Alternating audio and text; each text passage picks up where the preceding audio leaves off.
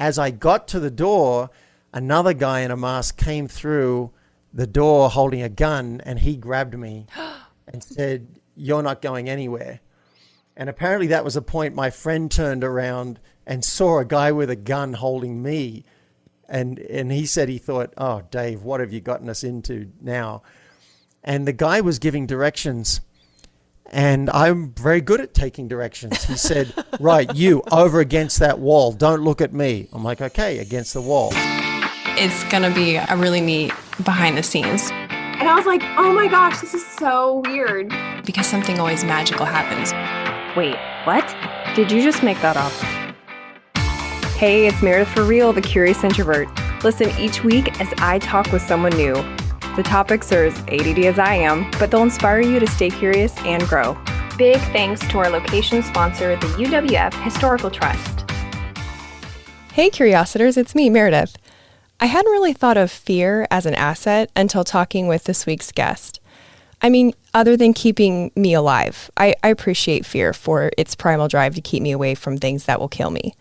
But now I see it in a new light, like a mirror, like feedback of what's inside of me, showing me what I care most about. But in fear's effort to keep us all safe, it can also cause us to live a pretty muted life. Obviously, I'm not talking about reckless behavior. You'll hear the difference in the episode.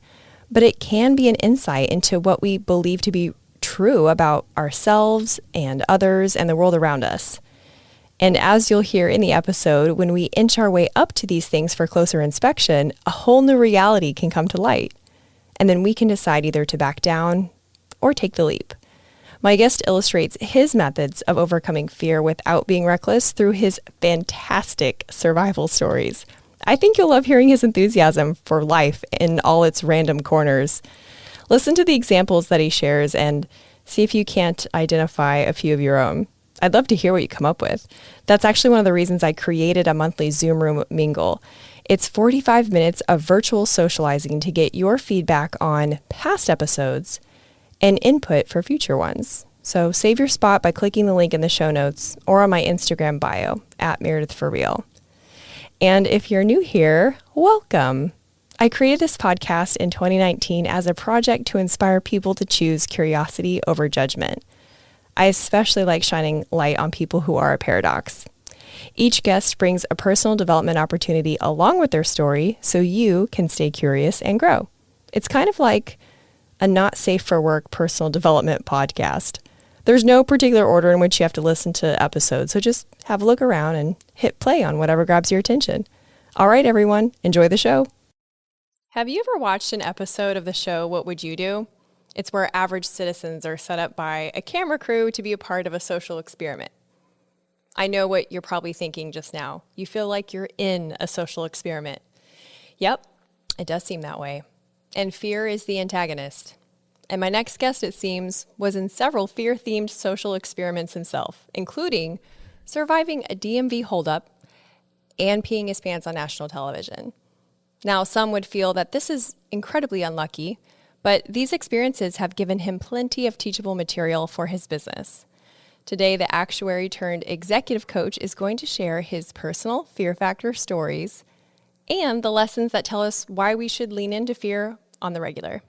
Strategy and heart, freaked out and thriving, fellow curiositor David Wood. Thanks for coming on the show. Thanks for having me. Hello.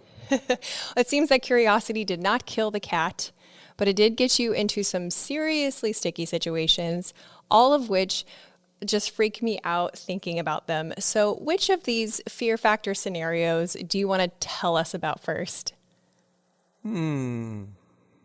Well, yeah, the national TV one is a good one. It might have been the most scared I've ever been. Not counting things where my life was actually in danger, like jumping off a mountain in Nepal with a paraglider strapped to my back and going up under 10,000 feet under a storm cloud. You know, that was terrifying too, but there's a rational, logical reason. When I was, years ago, I decided to take 6 months off work and do whatever I wanted. And it's a great question. I encourage everyone to ask themselves that question. What would I do if I had 6 months to do anything I wanted? And I always wanted to be an entertainer. I wanted to be one of those people at the ski fields that sings Blame It on the Boogie with a black afro and wears a blonde ABBA wig and sings SOS. And so I decided to do that. And about a month into this new career, and by the way, I can't really sing, but I still wanted to do it. A month into this career, I decided to audition for a TV show in Australia. It was called Hey Hey It's Saturday, and they had a segment called Red Faces where you would compete with someone else and you would get gonged. Sometimes inside of 5 seconds, you'd be gonged. So embarrassing, humiliating. But I thought if I got on that show, I could publicize my new business. Mr. Woody was my stage name. And I thought maybe people will book me because of this. So I went and auditioned with 300 other people. And within a week, I got a call saying, we want you. We want you next week. Fly to Melbourne. We'll put you up in a hotel. We'll pay for you to fly there, go on national TV, do your thing. And so there I am in the green room, about to go on. I'm with 2 chainsaw jugglers who had just been smoking weed in a hotel room. I'm like, are you crazy? You're going to go on, you're going to juggle chainsaws stoned, and you're going to do it on national TV. I couldn't believe it. Maybe I should have smoked because I'm freaking out so much that I was feeling like I had to pee, and I'd already peed. And I'm like, oh my God, what if I pee my pants while I'm wearing a kilt on national TV? And so now I was even more terrified. And I had my overnight bag. And while I was so scared of this, 3 drops of urine actually came out. So I didn't pee my pants, but 3 drops came out. I'm like, are you kidding me?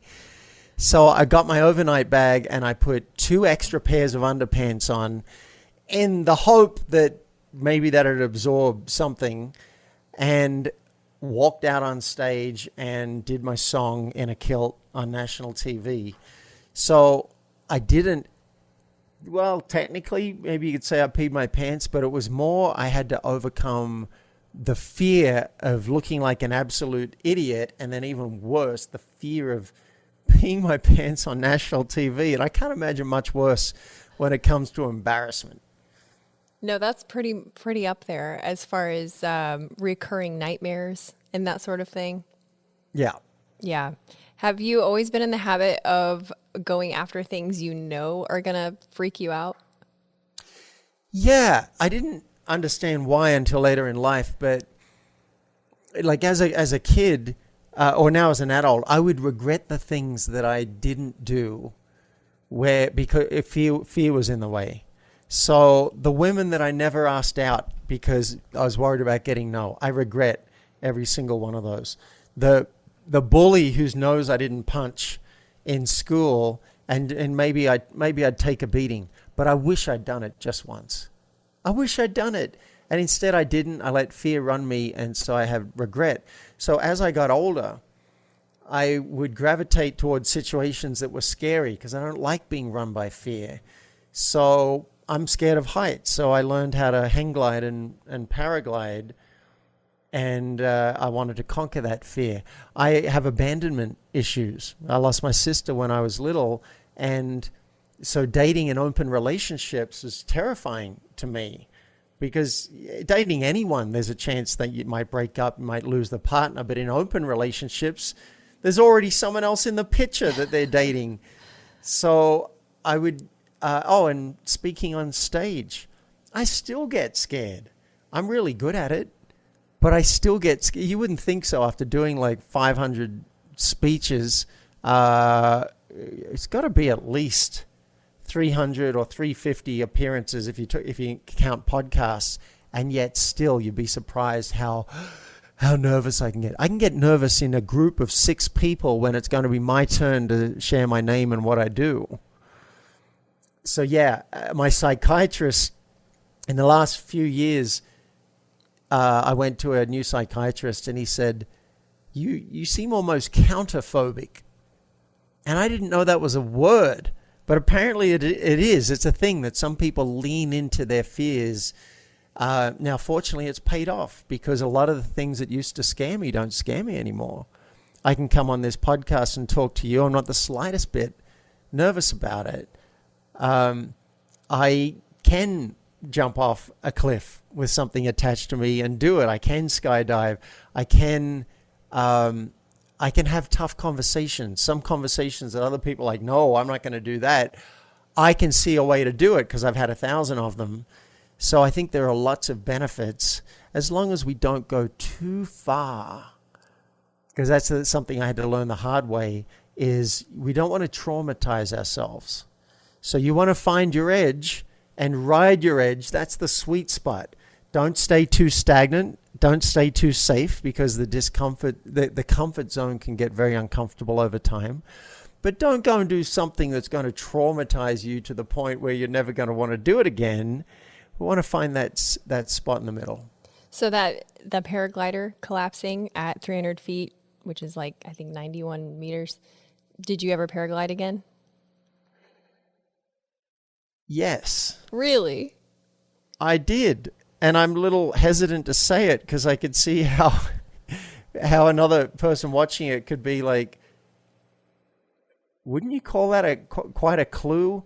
So I was 300 feet above the ocean once, and it gets worse. I'd had trouble with my wing, my paraglider. I had trouble. I'd been flying, and I'd tried this technique that reduces the size of your wing so you can come down faster in a controlled descent. It's called big ears. So you make the wing smaller. And I'd done that several times, and each time weird stuff happened. The wing didn't fly right. I felt like I was falling faster than I should. Something was just off. And then I'd recover. And I'm like, I got to work this out. I got to work out what's going on. So I landed and I talked to the instructors, and they said, well, you might be making a mistake. Do you want to do it again, and I'll watch you? And another instructor, I said, should I do it? He said, it's your life. It's your wing. You've got to make the decision. Because I could have just mailed it off to Australia and had it inspected. But I thought, maybe I'm doing something wrong. I'll try one more time. This was time number 7.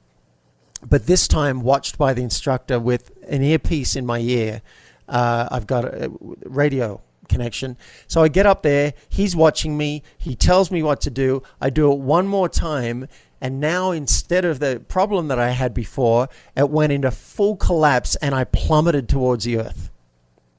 And he's speaking in my ear. I don't remember a word of what he said, but he says that I did everything that he said, whether it was by instinct or he told me.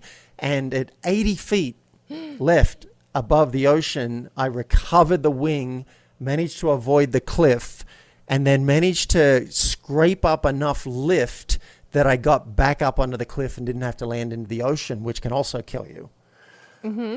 Yeah, especially from 300 feet descent. Yes. Now, when you tell any expert that you had a collapse, they don't blink. They all ask the same question: at what height? Now, the layperson would think the higher you are, the scarier. No. If you're 3,000 feet, you have a collapse, no big deal. Because you've got plenty of time to reinflate the wing, and you've got a reserve chute normally when you're flying that high that you pull out the reserve. 300 feet, not going to happen. No reserve chute. So whenever they say how high, and I say 300 feet, that's when they go, oh my God, how did you recover? Now and I did kiss the earth, and I don't think I've ever been more scared than that. And you'd think, well, maybe I'd give it up. But I thought, no, I sent the wing away to be inspected. Turns out it was a bad wing. There were some problems with that wing. It wasn't safe. I got a refund from the guy who sold it to me. And then I bought a good quality wing. I got it tested. And I figured now I know what caused that. So I'm willing to keep going. Then I had another accident. This time, that one you would call an incident because no one was hurt. The other one was an accident. I was only 10 or 15 feet above the ground, and I'd done amazing stuff that day. Come down, was 1 foot above the ground, about to touch down, and a little bubble of air caught me, lifted me up to 10 or 15 feet, and then I had a collapse and I fell onto my butt. That fractured my spine. And it was at that point I decided if I'm going to keep going, I have to watch accident videos and see what I'm up against and really get, not just put my head in the sand. And if I'm willing to keep flying after watching those accident videos, then I will become the best pilot in the world. I'll do intensive training and I'll fly as safe as possible. Well, I watched the videos and I decided not to fly. I'm like, oh my God, who needs fiction and who needs horror stories when you've got real life situations caught on video? And I got clear, it's not if, but when. Because I'd actually had 2 accidents when I was younger in a hang glider, and I walked away from both of them. But it's just, these are all clues showing me. So that's an example of where I think, not that it was wrong to fly, but after I was getting the clues that this is very, very dangerous, and at some point I'm probably going to die, that's when I decided to give that up. And the same day I sold my motorcycle, because apparently that's more dangerous than paragliding. And if I can't justify the paraglider, I can't justify the motorcycle. So ride your edge. Like, go for your edge and ride your edge, but work out what's too far. And don't take stupid risks. There are a bunch of things we do that have no upside, like not wearing a seatbelt in the car. You are an absolute idiot. Okay, you feel a little more comfortable. Wear the damn seatbelt. After a week or 2, you're not even going to notice the thing. And then if you are in an accident, at that point, when you're about to smash into something, how glad are you going to be that you did the smart thing? Same in Colorado, you don't have to wear a helmet. State law. I don't understand it. It feels nice to not have a helmet. You got the wind in your hair. Yeah, you've also got the road or another car in your hair. If something goes wrong, and it's not usually if, but when it comes to a motorcycle, I wonder how many people in the world have been riding for 30 years and not come off or had an accident, right? It's got to be almost nobody. So it's not if, but when. And when that thing does happen and you're flying through the air, how grateful are you going to be that you wore the helmet? Smoking's a similar one, but I can see how you smoke cigarettes. You might enjoy how it makes you feel. So you've got that. You got to balance that up against lung cancer. I still don't think people are making a very rational decision. But then again, I eat sugar from time to time, and that's not particularly and that's not rational. Yeah. So riding the edge of your fear and, assessing the dangers, if there are physical dangers. But what's the benefit of even doing any of this? Because we love watching videos like this. We love listening to stories like this because we can feel the thrill through the story. But most of us, I gotta say, David, we are not emulating your process. You are a very interesting person. So why should we lean into fear? What good does it do for us that we should go out of our way to do it? Yeah, great. And let's be clear, I'm not talking about jumping off a cliff, right? I'm not talking about doing crazy stuff that doesn't have a lot of upside. Now, if you love flying, then okay, there's an upside and you might want to balance it out. But the main reason is there are lots of benefits that come out of that. Let's take the opposite. Let's suppose you never take a risk. Let's suppose you never hear a no. Then what kind of life is that? Let's suppose you don't start a new business because you're afraid. Are you going to, on your deathbed, are you going to say, boy, I'm really glad I missed those lumps from trying something and failing? No. What we will regret is that we didn't go for it, is that we didn't try. So there's a process to this. One, you want to identify your edge. Find where it is, because your brain will hide these things from you. So, and I have an exercise, if you like, about how to identify your edge. And then 2, do some risk assessment on it. What's the downside? What could go wrong? Okay, I could have someone yell at me. I could have my partner take the kids and divorce me. I could have, I could lose my job. I could go to prison. Like some things have a really big upside. I could die if I go paragliding. But what's the upside? Well, I could feel closer with my partner. I could have peace of mind. Hey everyone, just a quick interruption to show gratitude to our sponsors and give you some special deals. The UWF Historical Trust. We shoot the show at the Museum of Commerce and the Pensacola Museum of History. And it's not just an amazing step back into the 18 and 1900s, but it's an event space too. And because they love creative collaborations and have spaces for all party sizes, they're pretty much the perfect venue to make your event stand out.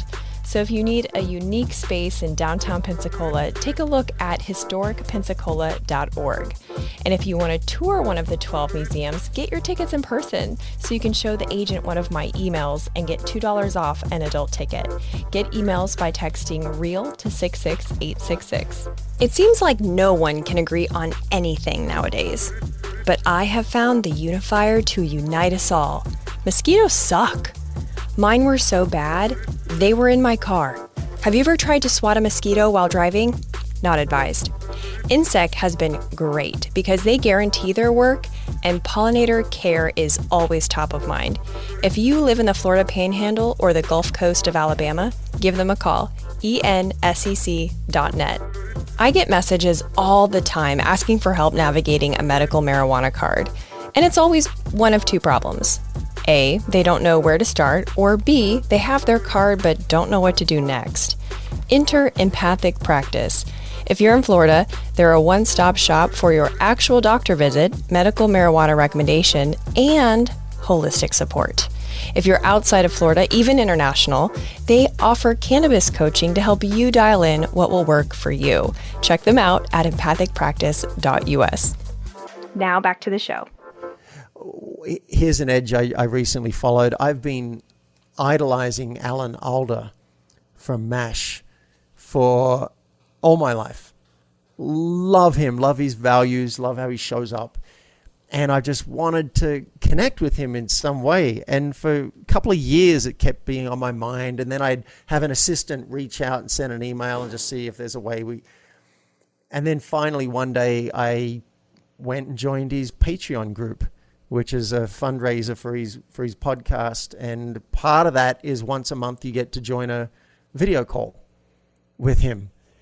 And it took years to where I actually went and did, went and shut it. And then I get there on that call and they said, any questions for Alan?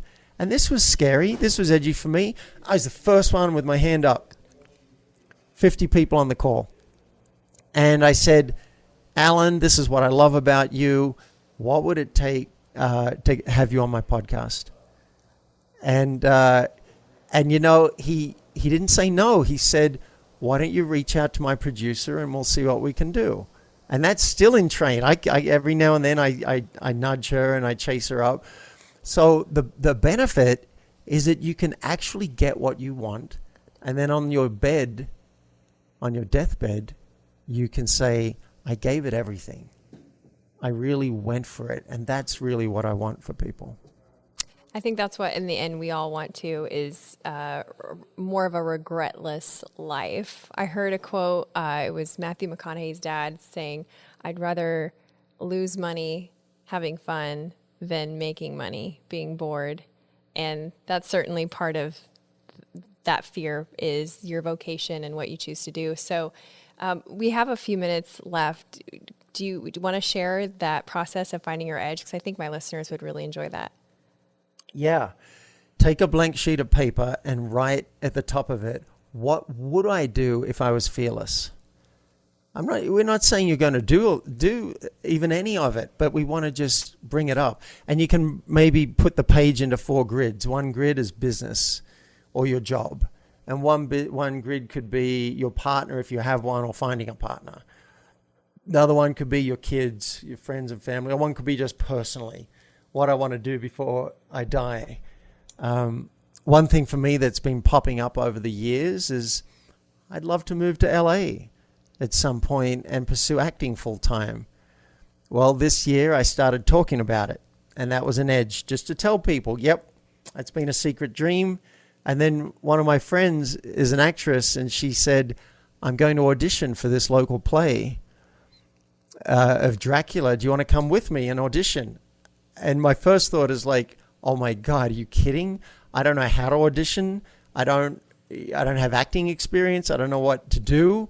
But I said yes, because I want to lean into that fear and see what can happen. Well, guess what? They offered me the lead.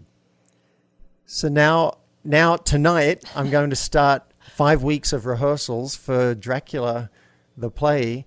And if I did not lean into that edge, I wouldn't be doing this. And I'm so excited. I'm so excited for you too. And that's so cool that happens tonight. And you're right. We wouldn't have unique experiences if we didn't lean into the fear or find the edge, like you said.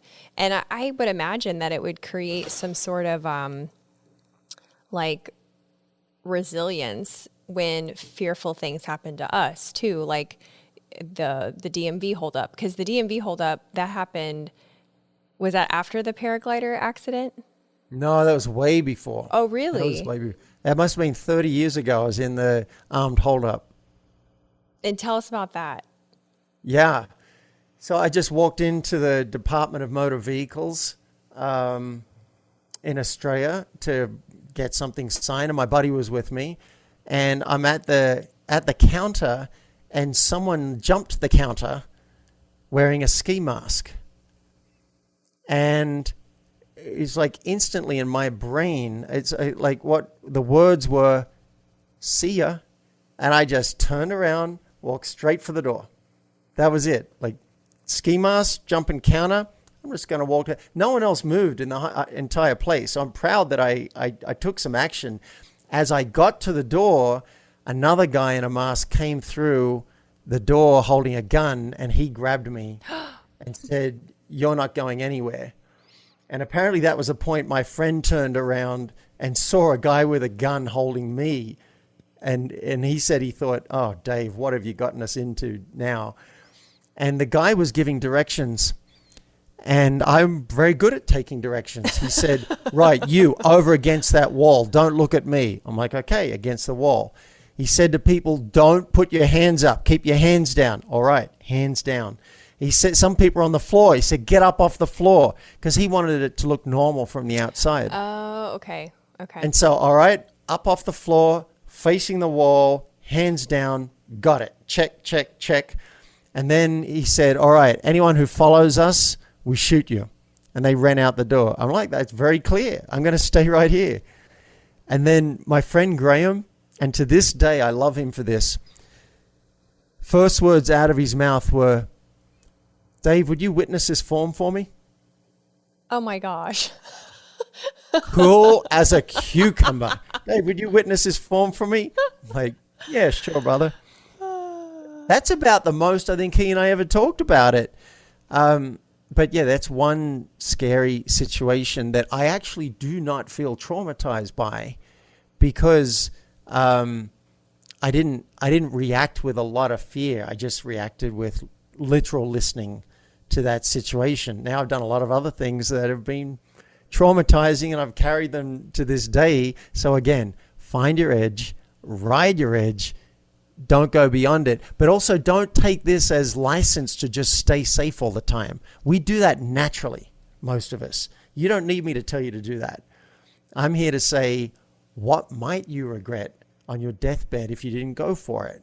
Let's get clear on that now. Then you can decide if you're going to get a little help maybe to screw up your courage and go and do it. That's one of the things I do with my clients, is to spot where fear is running them and then see if they want some help moving that direction. Maybe they don't. If they do, so many things you can do to tweak it, make it a little easier. It's like, okay, maybe you're not willing to jump off the cliff, but maybe you do a day of training on the sand dunes in a paraglider, right? That's, you could use that as a metaphor for anything. Well, and like you said, how you told people that you were going to move to LA and that you had this thought to be an actor. So, and that was like you're sneaking up to the idea of actually auditioning. So what I love about that is for somebody who is listening or watching this and says, you know what, death is very illuminating with all the events happening. I really don't want to live a life where at the end I have many regrets. What do I do? Instead of jumping in and potentially traumatizing themselves, as you said, they can inch forward and overcome that way. Yes. So again, back to the acting, I'll use some inches as examples. I started listening to a podcast on an acting career, right? That's a way I can start shifting my thinking and get new ideas. And then I joined a Zoom call. Every 2 weeks, this guy does a Zoom call on an acting career. And then I went looking for a local teacher.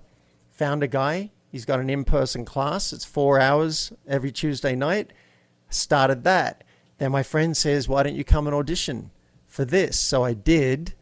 And then while I was at it, I thought, where can you audition for stuff? So I went and found a website, and I went and auditioned for something else. Guess what? I got that too. I auditioned for 2 things. I got a yes from both. So now I'm doing this improv troupe called Playback Theatre.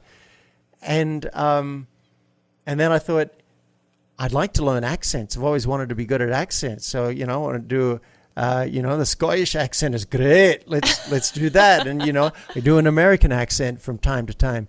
That wasn't too bad. I mean, can't figure out like what state that was representing, but it definitely sounded. I do declare. Oh, don't get out of here with that. No, horses. You're fired. Too much. But I want to learn all of them. I want to do a Southern. I want to do Boston. I want to do New York. I want to do Standard American. I want to do British Cockney. I want to do Standard British. I want to do Irish. Anyway. As I started these little micro movements, these inches, other things started popping up. And you can use that with anything you want to do. Mm-hmm. Maybe you don't want to go and ask Richard Branson to write the foreword to your book. Maybe that's too scary. I did do that once. That was very edgy. But maybe there's someone else that's less scary. Or maybe you could just go and agree to do some research on him and listen to a couple of interviews and see, or read his autobiography and see if you can learn something about him, might give you an in to approaching him. There's little things we can take off. We don't have to do everything cold turkey. I love it. This has been such a great talk. Can you, as we wrap up, share where people can stay in touch with you? Yeah, for sure. I created a link with a gift basket of goodies for listeners, and it'll take you to a hidden page on my website. So there'll be a link to a book I'm writing called Name That Mouse, which is all about transparency and how that can help you in business and in life.